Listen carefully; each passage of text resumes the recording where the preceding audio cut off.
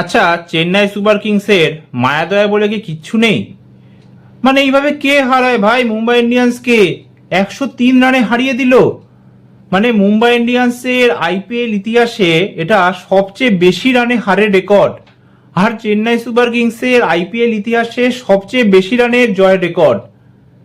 ছি ছি ছি ছি ছি ছি ছি ছি। মানে টিকতেই পারলো না মুম্বাই ইন্ডিয়ান্স চেন্নাই সুপার কিংসের সামনে। তবে তারিফ করতে হবে কিন্তু সঞ্জু স্যামসনের ভাই। মানে সঞ্জু এই মুহূর্তে একদম স্বপ্নের ফর্মে রয়েছে, স্বপ্নের ফর্ম। 5 নম্বর আইপিএল সেঞ্চুরিটাও পূরণ করে ফেললে এবং এই আইপিএল এর ওর সেকেন্ড সেঞ্চুরি ছিল এটা। এবং ওভারঅল টি-20 ক্রিকেটে 8 নম্বর সেঞ্চুরি, 3টে ইন্ডিয়ার হয়ে করেছে, টোটাল যাকে বলে 8টা সেঞ্চুরি স্কোর করে ফেললো। এবং 11টা সেঞ্চুরি হয়ে যেত ওর।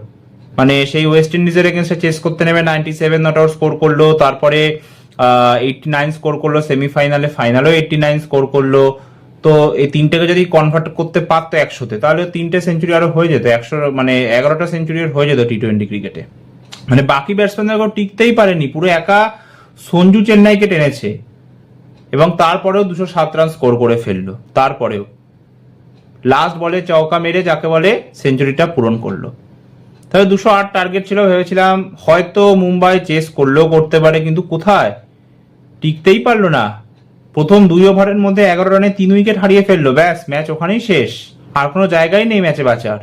তারপরে সূর্যকুমার যাদব 30 বলে 36 করলো, আর এই 29 বলে 37 করলো তিলক ভার্মা, ব্যাস জেতার কোনো চান্সই ছিল না।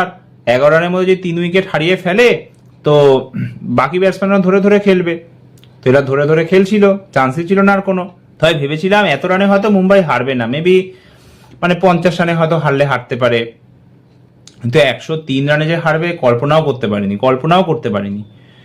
আর মুম্বাই ইন্ডিয়ান্সের ব্যাটিং লাইন আপে সূর্যকুমার যাদব বা তিলক ভার্মা ছাড়া কেউ 10 রান পেরোতেই পারেনি 10 রান কেউ, এই অবস্থা। আর সূর্যকুমার যাদব যে টি-20 বিশ্বকাপের সময় এত বড় বড় কথা বললো যে আমাদের টিমে কেউ পার্সোনাল মাইলস্টোনের জন্য খেলে না, 2024-এর অ্যাপ্রোচ থেকে আমরা আগে এগিয়ে এসেছি। তো এখানে যে সূর্যকুমার যাদব খেললো 30 বলে 36, তো সেই ইনিংসের কি মাহাত্ম্য ছিল, কি কারণে খেললো? ও তো খেলতে পারতো, 30 বলে 45 রান অ্যাটলিস্ট করতে পারতো, 50 রান করতো, মানতাম যে না ঠিক আছে লড়াই করেছে, চলো মানে 3 উইকেট পড়ে গেছে তারপরেও লড়াই করেছে কিছুটা। তাহলে কি করলো এটা সূর্যকুমার যাদব? আর সূর্যকুমার যাদবের যা ফর্ম চলছে টি-20 ওয়ার্ল্ড কাপের পর থেকে, বিশেষ করে সেই যে 84 নট আউট স্কোর করেছিল ইউএসএর এগেন্স্টে তারপর থেকে, তাতে তো আমার এটাই ভয় লাগছে যে সূর্যকুমার যাদবকে না টি-20 দল থেকে বাদ দিয়ে দেওয়া হয়। কতদিন ধরে এরকম ভাবে চলবে? ওর ক্যাপ্টেন্সিতে জিতেছি মানে তো এমন না যে যাকে বলে ও দারুণ খেলেছে। ও যদি দারুণ খেলো তাহলে একটা কথা হতো, যেমন রোহিত শর্মা 2024-এর টি-20 ওয়ার্ল্ড কাপে দারুণ খেলেছিল উইথ দ্য ব্যাট। তাহলে ও তো সেটা করতেই পারেনি সূর্য। আর তিলক ভার্মা মোটামুটি লড়েছে, কিন্তু বাকি প্লেয়াররা যাকে বলে এসছে আর গেছে, টিকতেই পারেনি চেন্নাই সুপার কিংসের বোলিং এর সামনে। এবং আকিল হোসেন দুর্দান্ত বোলিং করেছে, 4খানা উইকেট নিয়ে নিয়েছে। এছাড়া নূর আহমেদও 2খানা উইকেট নিয়ে নিয়েছে। মানে আমি তো বুঝতে পারছিলাম না যে সিএসকে যখন ব্যাটিং করছিল, স্পেশালি সঞ্জু স্যামসন, তখন তো একদম যাকে বলে ফ্ল্যাট পিচ মনে হচ্ছিল।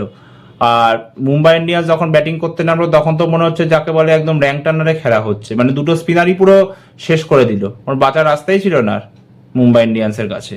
তবে হার্দিক পান্ডিয়াকে যে কেন গৌতম গম্ভীর ইন্ডিয়ান টিমের ক্যাপ্টেন করেনি টি-20তে, সেটা আমি স্পষ্টভাবে বুঝে গেলাম। মানে প্রথম ওভারে ভাই সাহাব 19 রান দিয়ে দিয়েছে, 19 রান। তারপরেও উনি 4th ওভারে বোলিং করতে আসলেন এবং সেই ওভারে 19 রান খেয়ে গেলেন, সেই ওভারেও। মানে জাসপ্রীত বুমরা আছে, জাসপ্রীত বুমরাকে লোকে বল দেবে যে উইকেট পড়েছে, বুমরাকে বল দি না। ভাই সাহেব নিজে বোলিং করতে এসে সেই ওভারে যে মোমেন্টামটা তৈরি করেছিল আল্লাহ গাজানফার উইকেট নিয়ে, সেটাও পুরো ব্রেক করে দিল। 19 রান দিয়ে দিল, 19 রান। এবং তারপরে বলই করতে আসলো না, ক্রিস ভগত তাকে বল দিচ্ছে। তাও সে মোটামুটি এর থেকে ভালো বল করেছে, মানে 2 ওভারে 31-0, এ তো 2 ওভারে 38-0 হার্দিক পান্ডিয়া। তাহলে আর জাসপ্রীত বুমরাও তাই, একদম ফর্মে নেই জাসপ্রীত বুমরা। 7 ম্যাচে 2খানা উইকেট, এই ম্যাচেও তাই। 4 ওভারে 31 রানে 1 উইকেট। আগের ম্যাচে মোটামুটি করেছিল বোলিং, 3 ওভারে 14-1, ব্যাস। এখানে 19তম ওভারে বোলিং করতে এসে যদিও 10 রান দিয়েছে, ঠিক আছে, খারাপ করেনি। এবং তার আগেও 2 রান দিয়েছিল 17th ওভারে, কিন্তু ওই সময় একটা নো বল করে বসলো, সেইখানে একটা 4 মেরে দিল সঞ্জু স্যামসন। একটু চাপে লাগছিল সিএসকে ওই সময়, কিন্তু ওই একটা নো বল পুরো ম্যাচের মোড় ঘুরিয়ে দিল। এবং যাকে বলে মুম্বাই ইন্ডিয়ান্স একদম একত্রিত হয়ে খেলছেই না। রোহিত শর্মা আরো একটা ম্যাচে ইনজিওর্ড, খেলতে পারলো না। এবং সূর্যকুমার যাদবও খেলতে পারছে না। তিলক বর্মা এই আগের ম্যাচটায় খেলে দিয়েছিল সেঞ্চুরি, ব্যাস, তাছাড়া তো ফর্মে নেইও না। এছাড়া যাকে বলে বুমরাও তাই খেলতে পারছে না, এবং হার্দিক পান্ডিয়া তো ফর্মে নেই না, উইথ দ্য ব্যাট বা উইথ দ্য বল মার খেয়েই যাচ্ছে বল হাতে প্রত্যেক ম্যাচে। এবং আমি আর একটা জিনিস বুঝতে পারছি না, শেফান রাদারফোর্ডকে দেখি ম্যাচের পর ম্যাচ সুযোগ দিয়ে যায়, কি কারণে? মানে এই আরসিবির এগেনস্টে ম্যাচে একটা দারুণ নক খেলেছিল, কিন্তু সেই ম্যাচও তখন মেরেছিল যখন অলরেডি ম্যাচ হাত থেকে চলে গেছিল। এমন না যে ম্যাচে হাতে কিছু বেঁচে ছিল, মানে প্রত্যেক বলে 6 মারলেও ওরা ম্যাচটা জিততে পারতো না, তখন গিয়ে শেফান রাদারফোর্ড মারা শুরু করেছে, এবং তার আগেও মানে একটা নো বলে আউট হয়ে গেছিল, নো বল ছিল বলে বেঁচে গেল। তাহলে শেফান রাদারফোর্ডকে কি কারণে সুযোগ দেওয়া হচ্ছে? আগের ম্যাচে 1 রান স্কোর করে আউট হলো, এই ম্যাচে 0 রান স্কোর করে আউট হলো। হ্যাঁ, ট্রেন্ট বোল্টের মতো বলার সুযোগ পাচ্ছে না শেফান রাদারফোর্ডকে খেলানোর জন্য। হ্যাঁ, উইল জ্যাক্স এই ম্যাচে জয়েন করো, সে সুযোগ পাচ্ছে না। করবিন বস্টের মতো অলরাউন্ডার সুযোগ পাচ্ছে না। না, শেফান রাদারফোর্ডকে ম্যাচের পর ম্যাচ খেলে যেতে হবে। মিচেল সান্টনারকে কি কারণে খেলানো হচ্ছে? তাতে করবিন বসকে খেলাতে পারে, অলরাউন্ডার আছে। তো এই হচ্ছে মুম্বাইয়ের অবস্থা, খুবই খারাপ।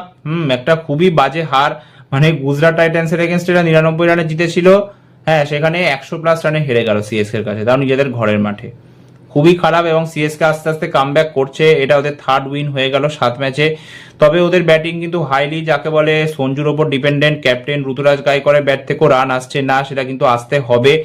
এবং দেখতে পেলাম না আমরা ধোনি বনাম রোহিত, কারণ দুজনেই অ্যাভেলেবেল ছিল না। ধোনিকে ভেবেছিলাম এই ম্যাচ থেকে হয়তো খেলবে, কিন্তু ধোনিকে দেখতে পেলাম না। জানি না আদৌ কামব্যাক করবে কিনা, এরপরে আদৌ ধোনিকে আমরা দেখতে পাবো কিনা। হয়তো হতে পারে লাস্টের 2-3টে ম্যাচে খেললো। আর রোহিতও কবে ফিট হয়ে আসবে সেটা আমরা বুঝতে পারছি না। রোহিতের না থাকাটা একটা বিশাল বড় শূন্যস্থান ছিল এই ম্যাচে মুম্বাইয়ের জন্য। তো দেখা যাক মুম্বাই এখন এখান থেকে কামব্যাক করতে পারে কিনা, আর চেন্নাই এই উইনিং স্ট্রিকটা বজায় রাখতে পারে কিনা। তো এই ভিডিওটা এতটাই, আবার দেখা হবে একটা নতুন ভিডিওতে। আর হ্যাঁ, ভিডিওটা ভালো লাগলে প্লিজ লাইক আর শেয়ার করে দিও। আর ভিডিওটা কেমন লাগলো কমেন্ট করে জানাতে ভুলো না। ধন্যবাদ।